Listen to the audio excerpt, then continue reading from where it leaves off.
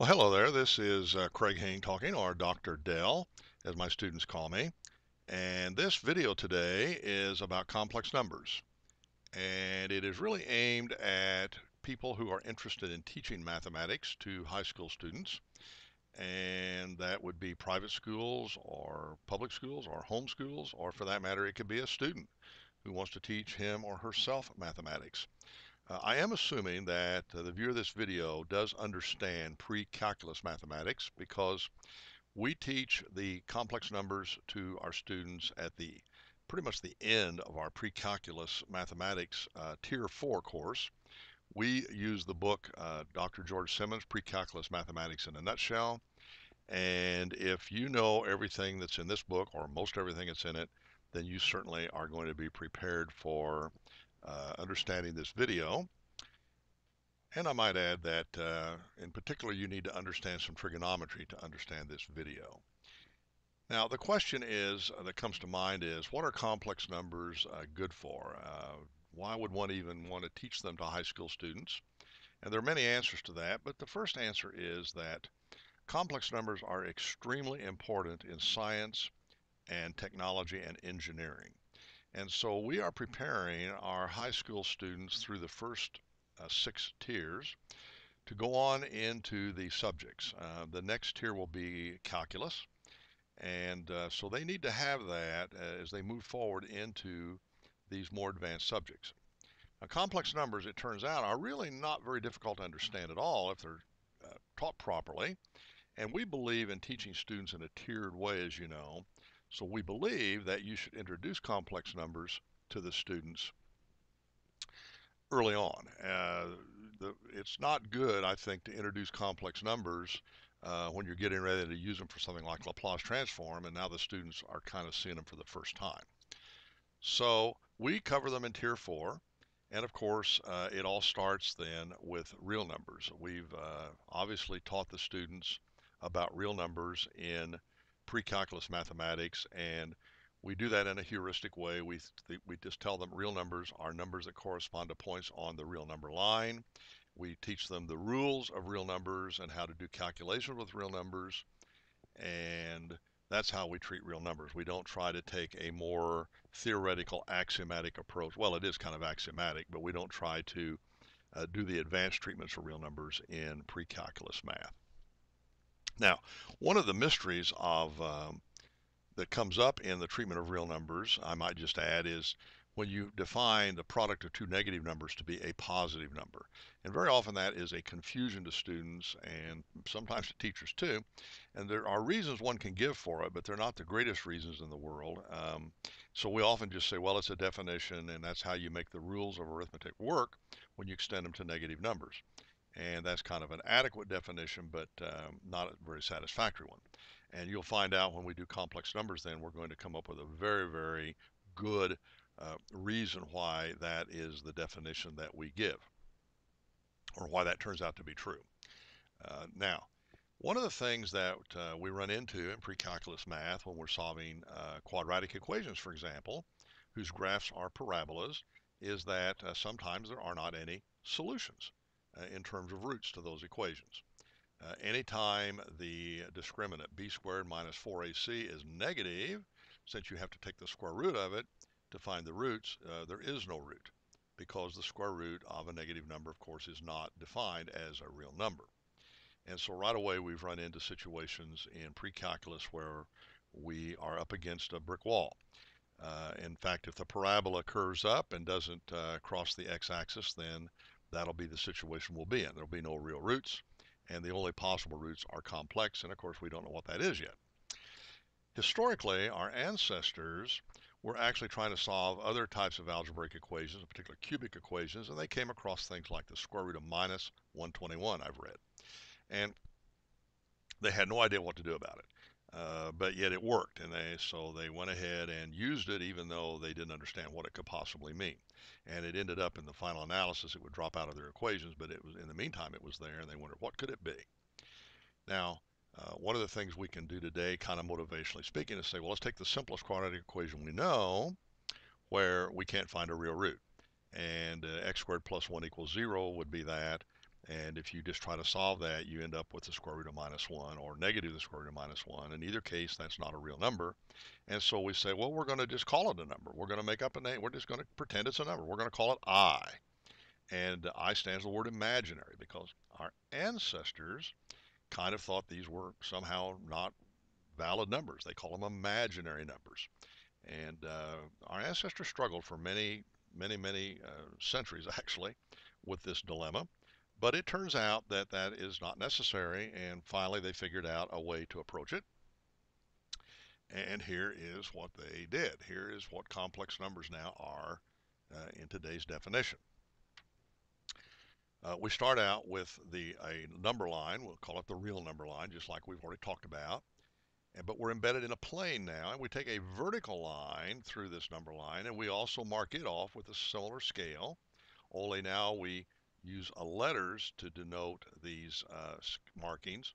The first marking up is I, then we go to 2i, 3i, we go down, we go to -i, -2i, and we call this vertical axis the imaginary axis. Now, that's a horrible name, I think. It's something we've inherited historically.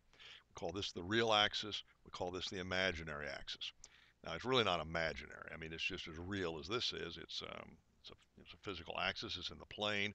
And the points on this vertical line are just as good as the points on the horizontal line, just as good as any points in the plane. And as a matter of fact, that's just nomenclature we have to live with because of historical reasons. But now what we do is we define a complex number to be some point in this plane.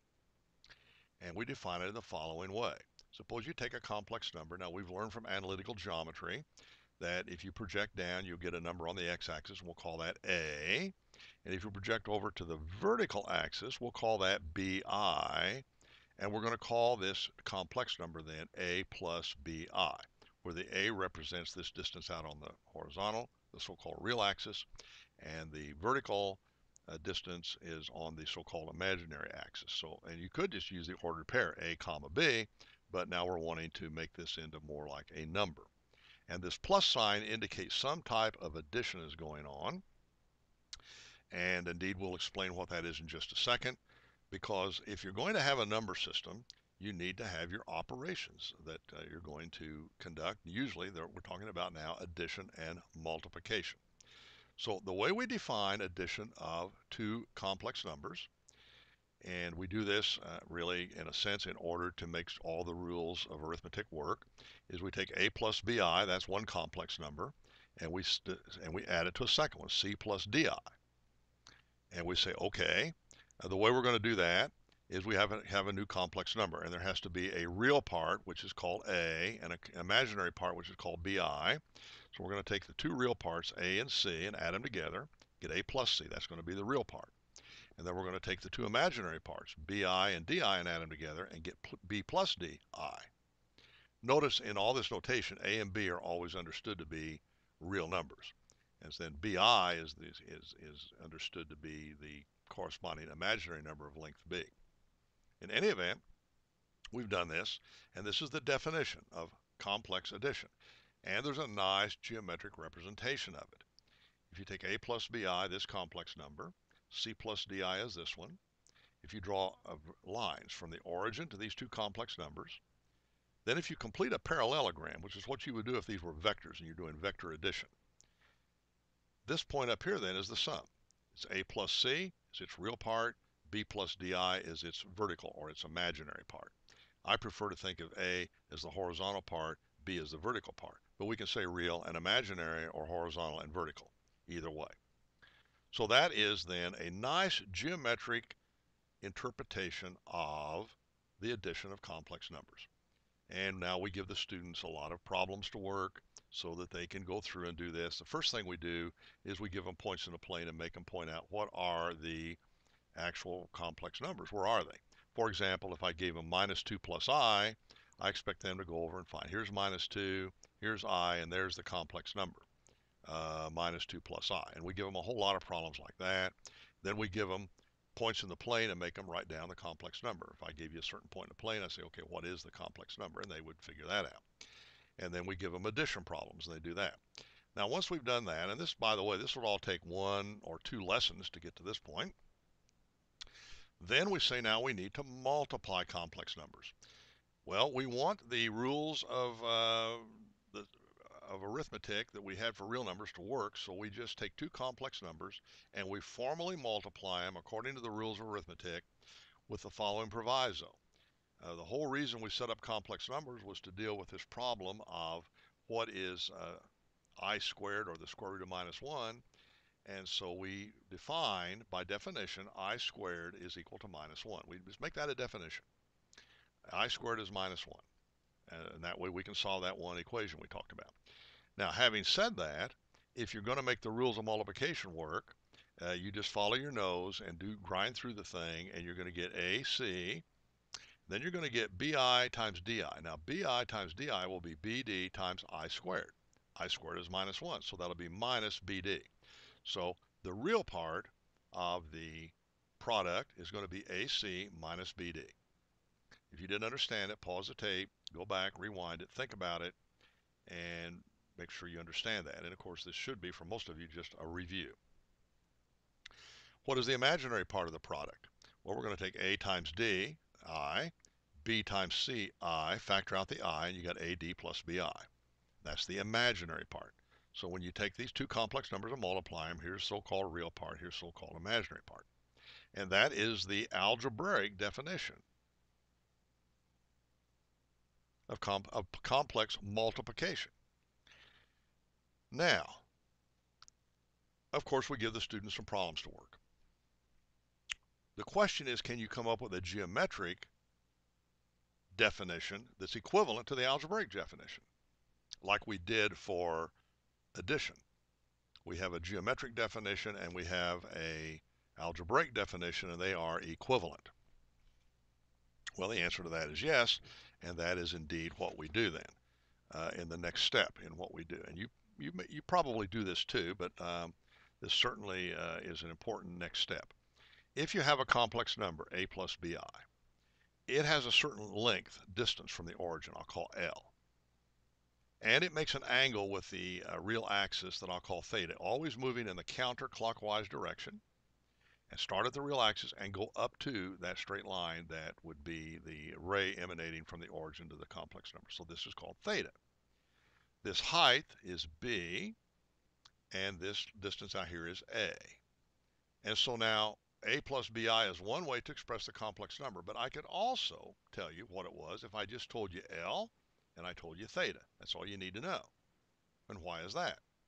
Well, if you knew a and b, then you can find theta. Why is that? If you know a little trigonometry, the tangent of theta is b divided by a, and so theta is the inverse tangent of b divided by a. The length, by the Pythagorean theorem, is just the square root of a squared plus b squared. So if you know a plus bi, you know these two, theta and L. Well, what if you want to go the other way? What if you know theta and L? Well, if you know theta and L, you have to use a little trigonometry now. You're given L, you're given theta, but you don't know A and B. Well, you do and you don't. A is this distance here, B is this distance. Now, with a little trigonometry, B over L is the sine of theta. So that means B is L times sine theta. And similarly, A is going to be L times cosine theta.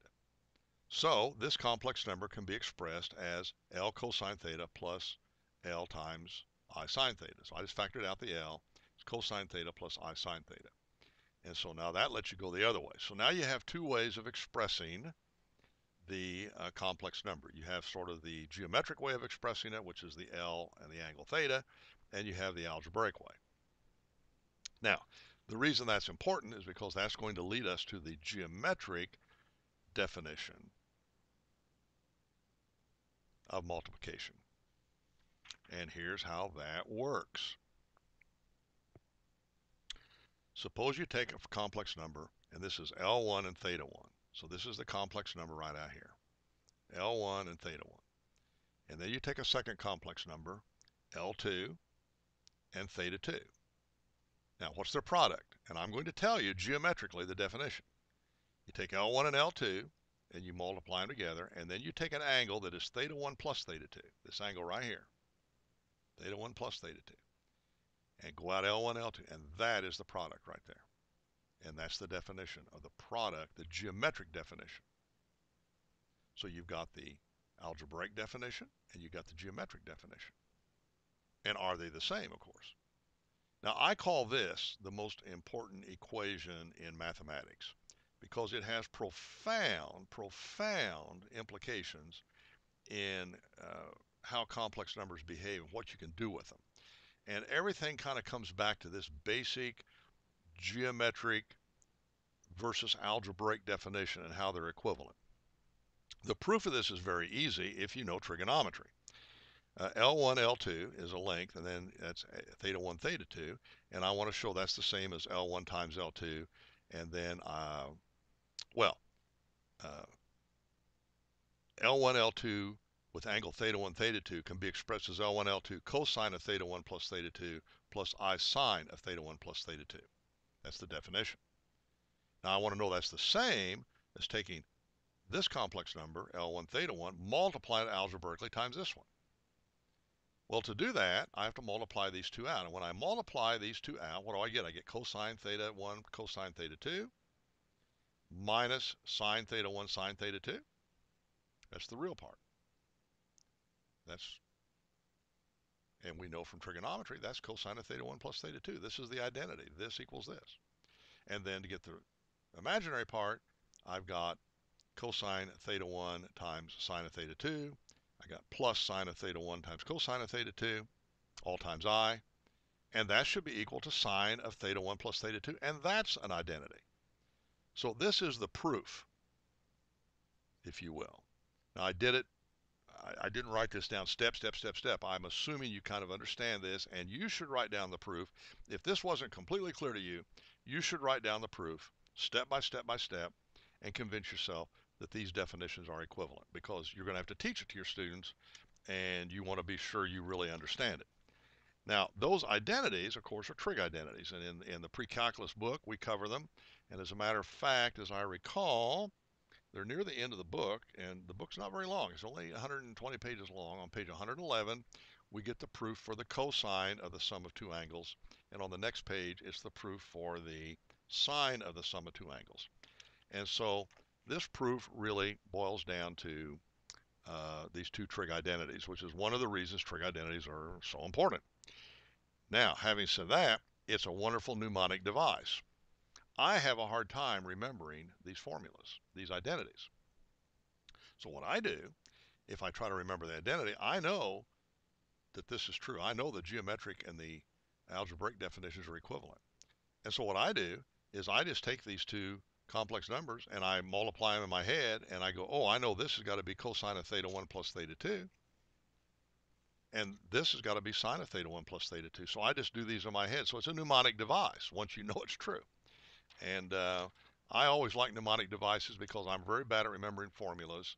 And this way, I now know the formulas for the cosine of the sum of two angles and the sine. And from things you're about to learn as we move forward, most trig identities can be derived very, very quickly and easily from facts about complex numbers. And so I don't have to worry about remembering them. I can just go and derive them almost instantaneously from things I know about complex numbers. And that's what we encourage the students to do, by the way. Now, with that definition, the equivalent of the geometric and the algebraic definition, we're in a position to do some interesting things now. You might recall that when we started out and we did the algebraic definition of complex numbers, we just had to assume that I squared equaled minus 1. That was a definition back then. But now we've defined the multiplication. So now let's give a derivation of that same thing with what we know about multiplication. And here's how we're going to do that. Now take the complex number I, and I ask you, what is the angle up to that vertical line? Well, it's 90 degrees, or pi over 2. So the complex number I can be denoted by length 1, angle pi over 2. Now, what is I times I squared, I times I? Well, it's 1 times angle pi over 2 times 1 angle pi over 2. And what do we say that was? 1 times 1 is 1. Pi over 2 plus pi over 2 is pi. So this is the answer, 1 angle pi. But what is that? Well, come down here and look. Angle pi brings you over to here, a distance 1. You're at minus 1. So I squared equals minus 1. And we've now derived that from this fact about complex multiplication. Do a similar thing with why is minus 1 times minus 1 equal to 1? Well, minus 1 is 1 angle pi times 1 angle pi. 1 times 1 is 1. Angle pi plus pi is 2 pi. 2 pi is the same as 0 radians, and so this is what number? 1 angle 0 is just the number 1. And this then is the proof, if you want to call it, that two negative numbers multiplied together give you a positive number. And it also, then you can derive that a positive times a negative is a negative. You've got a positive number is a real number A, has angle 0. A negative number is negative, but it has angle pi. You multiply them, the quantities is AB, but if you take 0 plus pi, you get pi, and so that's a negative AB. And that is the, if you want to call it, the proof, or at least a demonstration of why those were the correct definitions in the first place. We now have a geometric interpretation of the product of two negative numbers, a geometric interpretation, because we've embedded now the real numbers in the complex plane, and we're taking now the facts we know about complex multiplication. So don't you see your understanding even of real numbers is increasing greatly because of your understanding of complex numbers. I've gone over that pretty fast, and if you don't know complex numbers very well, you'll probably need to think about that for a while. If you know complex numbers, then you already knew this, and hopefully I've been teaching that to your students. And now I want to show you something that I think is really, really quite interesting, and this may very well be new to you. But it is something that I think is very important for a variety of reasons to introduce at this pre-calculus level in Tier 4. And I think when I finish that you'll see why I believe that, and hopefully you will agree with me. Now let me remind you that we're going to start with a unit circle. And so if we take a complex number on the unit circle, it'll have length 1 and angle theta from the real axis. This is the so-called real axis. This is a so-called imaginary. Horizontal and vertical is probably a better name. And of course, we know that's the same as cosine theta plus I sine theta. So this is kind of the one way of representing it. This is another way of representing it. Now, I am going to define e to the I theta to equal cosine theta plus I sine theta. So that's another way now of expressing this up here. This is now called e to the I theta. Now, if you've never seen this, and this is the first time you've seen it, it ought to really kind of hit you between the eyes. It's like, what is this guy doing? Is he crazy? How can he possibly do something like this? Is this magic? Is it flim flam? What is it? The great physicist Richard Feynman was reputed to have once said that he thought this was the most beautiful equation in mathematics. I don't know if that's true or not, but it certainly is a remarkable thing. And it has tremendous implications, as you're about to see. But first of all, what can it mean? Well, first of all, let me remind you, if you've forgotten, that e to the x is a real valued function. This is the so-called exponential function. And here's its graph. It passes through 1 and it rises rapidly and it comes down here. And if you take its inverse function, you get the natural logarithm. The natural logarithm is the inverse function. So this is reflected in the 45-degree line. And all of this, of course, we talk about in pre-calculus math. Now, the exponential function has so many applications in the world. It's in the world of finance, in biology, and just in all sorts of areas. And so we use the spreadsheets to do a lot with this, so because there'd be a lot of calculations, and we use a log scale. I might remind you that if you use a logarithm scale, then the exponential curve becomes a straight line if this is a log scale. And Raymond Kurzweil, who wrote a book called The Singularity is Near, which I like a lot, used this over and over to make projections about future growth. Because so much of the things that happen in life that we observe are really exponential in nature. And on most time scales, an exponential curve goes along and it looks like it's almost nothing and then it spikes. And that's because of the nature of it. In calculus, we're going to learn that the rate of change of the exponential is itself. This is the only function that is its own derivative. And that means that the larger it gets, the faster it's climbing. The rate's going up. So if this e to the x is a million, then that means its rate of change is a million. And that's why it spikes so rapidly. And of course, that's why no exponential growth of any kind can go on forever. It has to saturate out. And when it does, that can mean all sorts of things, sometimes very bad things. So exponential growth is very, very important. And that's where this e to the x comes from. Now, I'm going to show you in a minute why this definition makes sense, how we motivate it. There's a way to motivate this definition to kind of justify what we did. But first, I want to show you what we can do with this definition. And students get a big kick out of this, and I would hope you would too. I think that mathematics is supposed to be fun, and it's supposed to be revelatory, and it's neat to learn new things that you didn't know. And so let me show you a couple of things here that I think are kind of neat.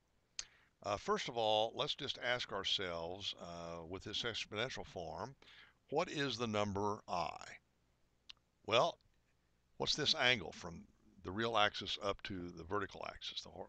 That's pi over 2. So this is e to the pi over 2i. That was definition, right? E to the I theta, e to the pi over 2i.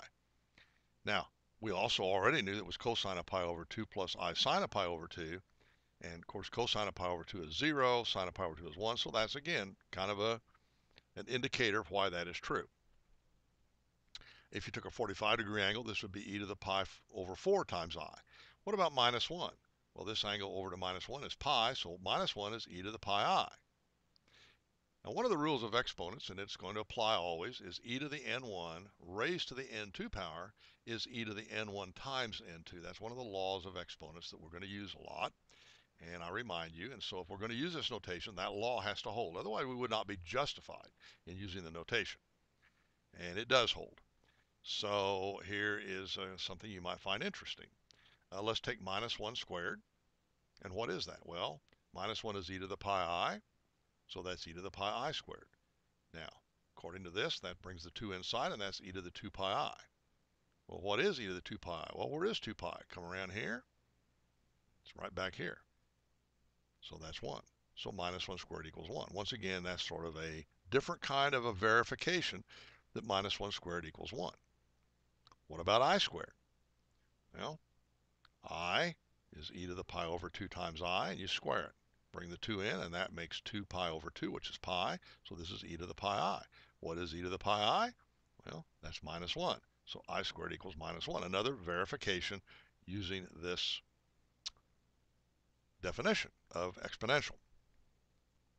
Now I'm going to show you something that you probably have not seen before, or you wouldn't know how to do. What if I ask you, what is I to the I power? Square root of minus 1 raised to the square root of minus 1 power. And if you've never seen any of this, you might even ask yourself, what could this possibly mean? What is I to the I? What does it mean? Well, here's what it means.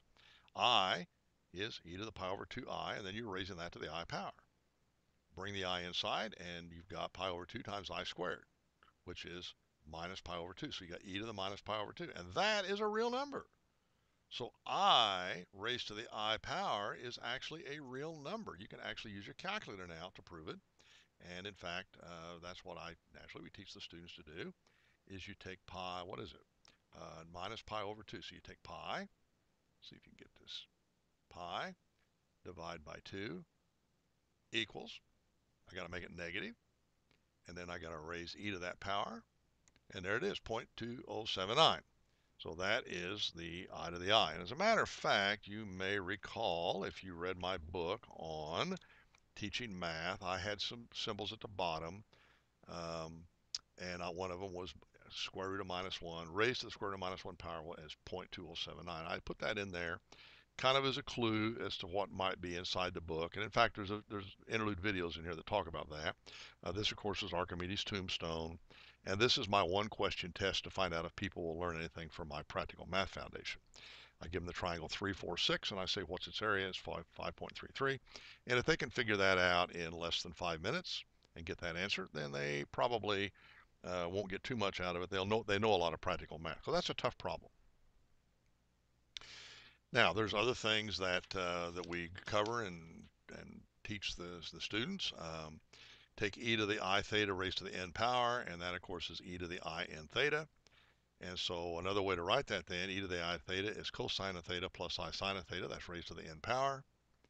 And that would equal then cosine of n theta plus I sine of n theta. And this is the so-called Euler equation, which is a great, fascinating thing to beginning students. There's other ways to prove it than this. I suspect this is how Euler discovered it, though, because Euler knew a lot about all the things we're talking about here. Euler was a great, fabulous mathematician, and he had wonderful insights.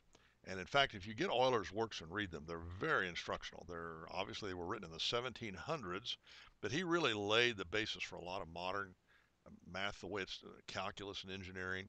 And Euler used something called infinitesimals in all of his arguments, which made them seem strange to modern mathematicians, because an infinitesimal is a number that is not zero, but it's smaller than any regular number. Now, mathematicians, starting with Archimedes and Newton and Leibniz and throughout history, have used infinitesimals in their arguments about calculus and things related to that.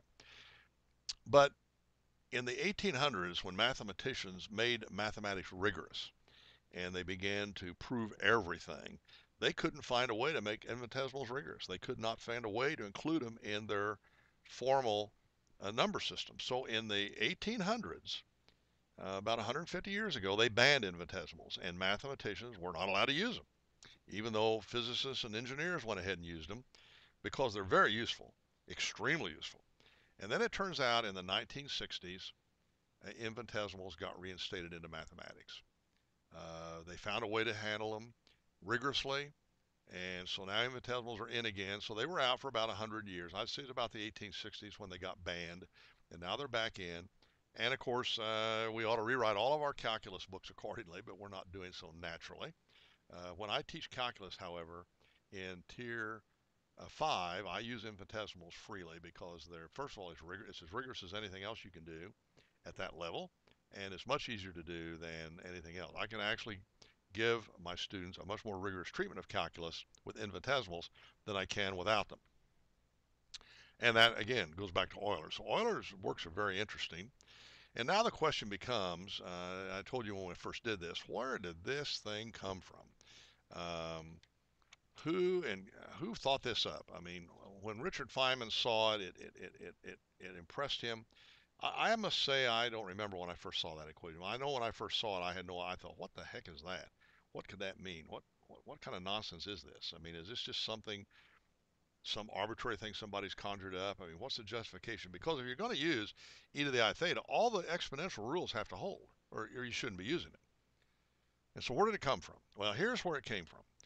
And in fact, one of the reasons that I love to do this in the Tier 4 is it's a motivation somewhat then for more things we're going to do in Tier 5 when we get into calculus.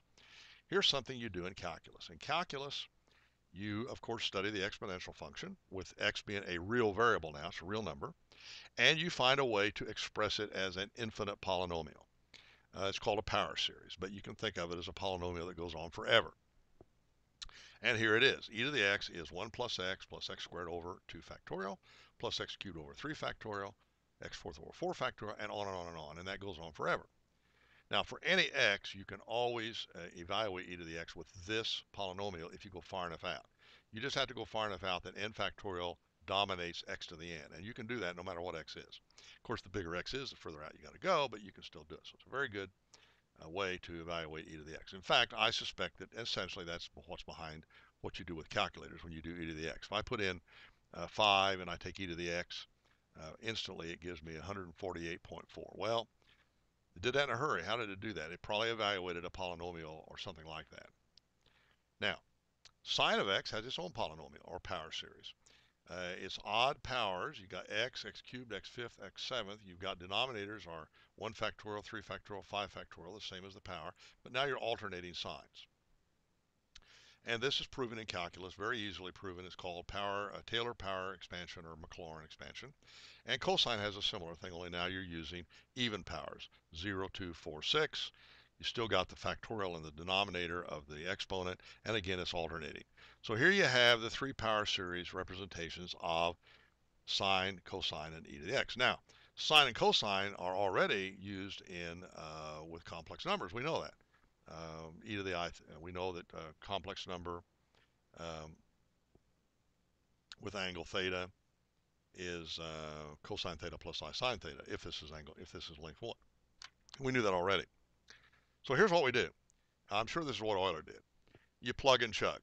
You take and come up to e to the x and say, okay, I know that's supposed to be a real number. What if I put in I theta? It's a complex number. Put it in and multiply it out. Everywhere there's an x, I got I theta now. Now I have to go back and remember something about I. Remember, if you square it, you get minus 1. If you take I cubed, you get minus I, because that would be I times I squared, so that's minus I. I to the fourth gets you back to plus 1. And then you start over again. I to the fifth is I to the sixth is minus 1, I to the seventh is minus I, and I to the eighth is 1, and then you start over again. So cyclical behavior here. And so if you separate these out, you take all of the even terms, and you take the fact that I squared is minus 1, and I to the fourth is plus 1, and I to the sixth is minus 1, and I to the eighth is plus 1, you get this series, and that is just nothing more than the cosine of theta. Just put in theta up here, and that's what it is. Now you come back to this series, and you take the odd numbered terms. And so you're going to get theta to the 1 cubed, 5, 7. I cubed is going to be minus I. I to the fifth is going to be plus I. I factored out the I now, and so you get alternating terms again, and this just becomes the sine of theta. So this is I sine of theta. I went over that really fast. You really need to do it on your own. There's no shortcut. It doesn't matter. You can read it in a book. You can watch me do it. You should do it from scratch. I've given you the idea. I've told you what to do. Just plug in I theta here. Follow your nose and do the obvious math, and it'll spit out this formula. And so this is the motivation of it. This is where it comes from. And indeed, what happens is whenever you have a power series, a real power series, you can almost always expand it and put in complex numbers. And so if you've got an x here, you can let it be any complex number you want. And very often then, similar properties will hold. And indeed, you're going to have e to the z1 raised to the z2 equals e to the z2 z1 times z2. And the same rules that apply in real will apply in complex numbers. So that's where this comes from. And I think it's great motivation for kids as to why they might want to then study calculus, to see where did these infinite polynomials come from, these power series. And indeed, they come right out of differential calculus. Now, one last thing that I do with my students, because it's fun and it's useful and it has applications, is the roots of unity. X cubed minus 1. What are its roots? Well, we know 1 is a root, and then we know that there's 2 complex roots. And we can do that with a quadratic equation. And it turns out we can demonstrate that they are these 2 complex numbers where these are all equal angles. So this would be 2 pi over 3 round to here. This would be 4 pi over 3, and this, of course, then is back to 2 pi. We can do a similar thing where any n, you can take the circle and divide it, a unit circle, and divide it into n equal angles, and each one of those complex numbers then is an nth root of unity. So there's n distinct roots of unity for this. They're called roots of unity because, I should have been a minus sign there, because you raise it to the nth power and you get 1. And so that is what, that's something we do. And we give them a lot of problems to play with and do that. In fact, I challenge them to find the roots of unity before I tell them how to do it. I give them this problem fairly early in the game where they don't have any clue how to do it, and let them play with it. Let them struggle with it for a while. So I might introduce this, several lessons earlier before they're ready to do it. I do that all the time in my math. I'll give them a problem to do that they're not ready to do yet. They don't have the equipment to do it, and I'll let them struggle with it. I once gave my son this when he was in the 8th grade. I want him to find the 5th root of unity. I challenged him to find the 5 roots of unity, if he could. And he struggled with it for a long time, and then I'd give him hints, and then I'd give him hints, and I'd let him through the thing, and finally he got it, because he finally got to this point. But that was the kind of thing that's good to do. Now, it also is a motivator for calculus, as I said. Differential and integral calculus are extremely important. We teach those in tiers 5 is calculus, and then 6 is differential equation. But calculus is in tier 5. And then the question always comes up, well, if you got derivatives and integrals, can you extend them from real numbers to complex numbers? And of course, the answer is absolutely yes. And it is wonderful to do that. You get into what is called complex analysis. They don't call it complex calculus, they call it complex analysis. Usually it's not taught until second, third, fourth, second or third year in an engineering school or in a mathematics curriculum. But they need to get, I think, introduced to it much earlier. So we actually define the derivative and the integral over the complex plane and show them some of the basic facts about it. First of all, it's very useful. And second of all, it's very motivational. It's a lot of fun, and it gets them really ready. So if a kid's going to go off to MIT, for example, I want them to be ready to take their complex analysis and their differential equations and really jump into the math they're going to need for engineering. Now, I don't want them to have to fiddle around with calculus, and certainly not pre-calculus, and I don't want them to struggle with complex numbers. I want them to be really ready to do that. One of the things we're going to study in differential equations, and we'll do that in a little bit in tier 6, is the Laplace transform. That is a tool that is used to solve certain types of differential equations. And I think the kids need to be told about that early on so that it doesn't come as a shock. Now, as I've mentioned to you in past videos, we have 4 more tiers, 7 through 10. They're really aimed at mathematics students that want to become future mathematicians. And in those tiers, we do much more advanced stuff. And in tier 7, in fact, we then talk about the number systems in a more rigorous way.